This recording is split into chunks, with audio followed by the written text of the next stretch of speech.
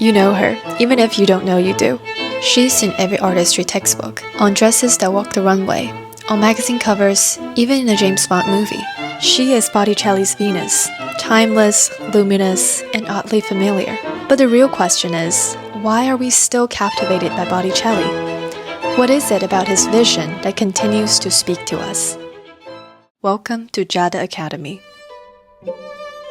So when we think of the Renaissance, three names usually come to mind: Leonardo, Michelangelo, and Raphael. But then there's Botticelli. Quieter, more poetic, but no less unforgettable. He was born in Florence in 1445, first trained as a goldsmith, then as a painter under Filippo Lippi. Unlike his contemporaries, Botticelli wasn't obsessed with perspective or anatomy. He wasn't an engineer, and he definitely wasn't sketching helicopters for fun. He was, above all, a draftsman of feeling, a poet in pigment. And he wasn't working in isolation. Botticelli's career was shaped by the Medici family. Lorenzo de' Medici was more than a patron. He was part of an intellectual world that saw beauty as the pathway to divine, and that idea shaped Botticelli's art.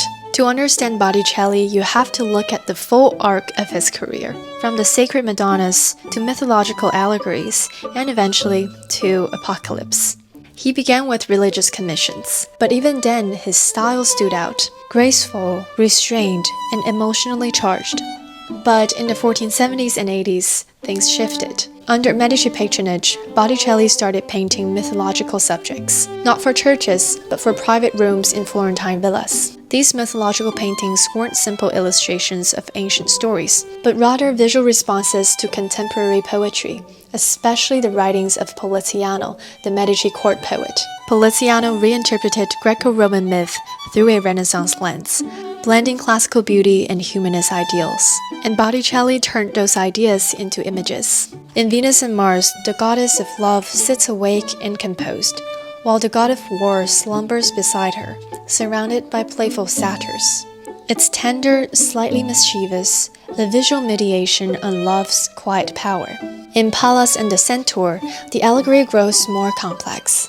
A woman, perhaps an allegory of wisdom or civic virtue, grabs the centaur by the hair, subduing brute instinct with intelligence and restraint, which is likely echoing Florentine ideals, that culture could tame chaos, that reason could master nature. But unfortunately, Botticelli's world did not stay golden for long. In the 1490s, Florence underwent a spiritual and political upheaval under the influence of Savonarola, a Dominican friar who condemned luxury, beauty, and the Medicis. He organized the infamous Bonfire of the Vanities, where mirrors, books, cosmetics, artworks were burned on the Piazza della Signoria. Now Botticelli, who once painted Venus rising from the sea, found himself in a very different climate. Though he never officially joined Savonarola's movement, his later works suggest a deep shift. We find images like this: dense, apocalyptic, almost chaotic in composition. Angels embrace mortals, demons flee at the edges. It feels less like a scene, but more like a warning. His late works became a reflection of a city in crisis and a man caught between beauty and belief.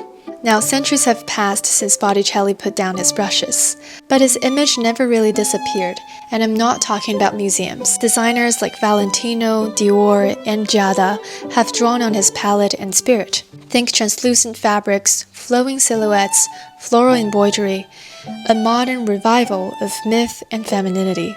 And beyond the runway, his presence is also everywhere. Beyoncé, James Bond, book covers, countless contemporary riffs. Botticelli is no longer just a painter. He's a visual language. So why do we still love Botticelli? In an age saturated with spectacle, with visual culture that is faster, louder, and hollow, Botticelli offered something altogether different: stillness. They remind us that beauty doesn't have to explain itself, and that grace, quiet, composed, sincere, never really goes out of style.